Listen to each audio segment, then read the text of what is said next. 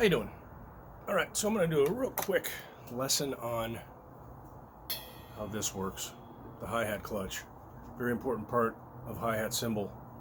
If this isn't working correctly, then your hi-hats aren't working correctly, and there's a few different parts of the hi-hats that can blow out on you, that can mess up, and often it's this one. This is the one that's closest to you because it's up here, right by where you're sticking.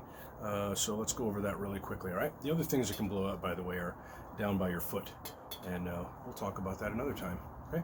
All right, so first thing I'm going to do is take this hi-hat clutch off of this top cymbal. So that's where the hi-hat clutch goes. I think you probably already know that. And here's how it looks when there's not a cymbal in it. But this is how it sets up. This is what it should look like, except the cymbal will go right here. Right there.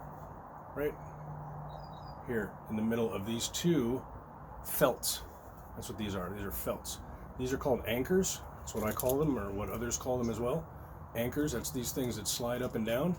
This top one here is a memory lock. That is just to hold this one into place so that everything is held together and doesn't fall apart when you're playing. All right, so the way that it works, this here is what dials onto the hi-hat rod. It goes onto the rod that separates your cymbals so that you can do your hi-hat lifts and clapping and all that stuff. All right, so first thing I want to do is turn it upside down.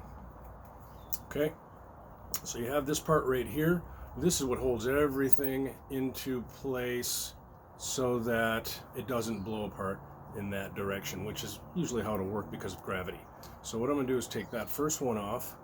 I'm going to take this felt off also.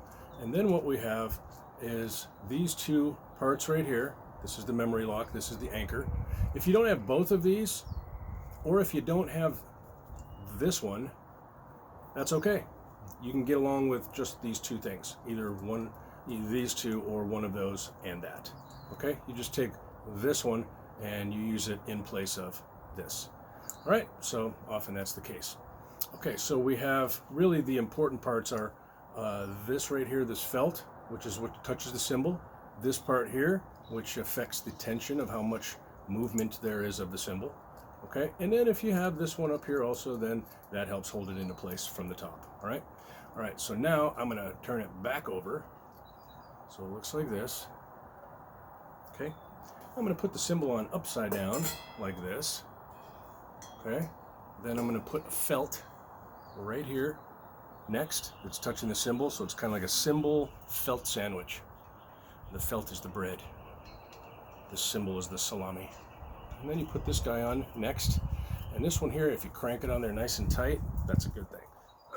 Because after vibration, after playing on it for quite a long time, this starts to come loose a little bit, and then it will fall inside onto your bottom hi-hat cymbal, and then it becomes inactive. They don't work anymore, and then you have to wait until your song is finished, and then you have to reach over, pull this off, and put it back together and all that stuff.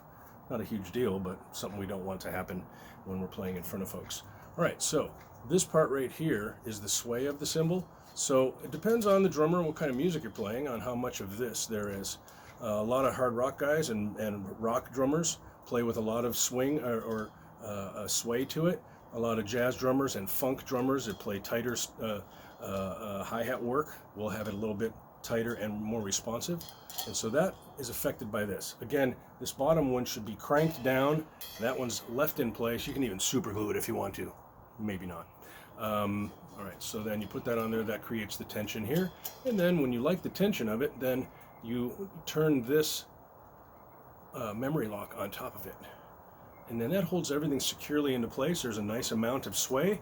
And then you just take this, you put it on top of your hi-hat rod, and then you put this where you like it, how much separation. I usually say the amount of a drumstick's probably a good amount, maybe a little bit more than that even. So about that much is a good amount to have so that you can hear your hi-hat claps.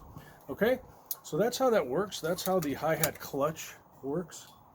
I hope that makes sense to you, and hope you learned something. Have fun drumming. See you next time. Bye.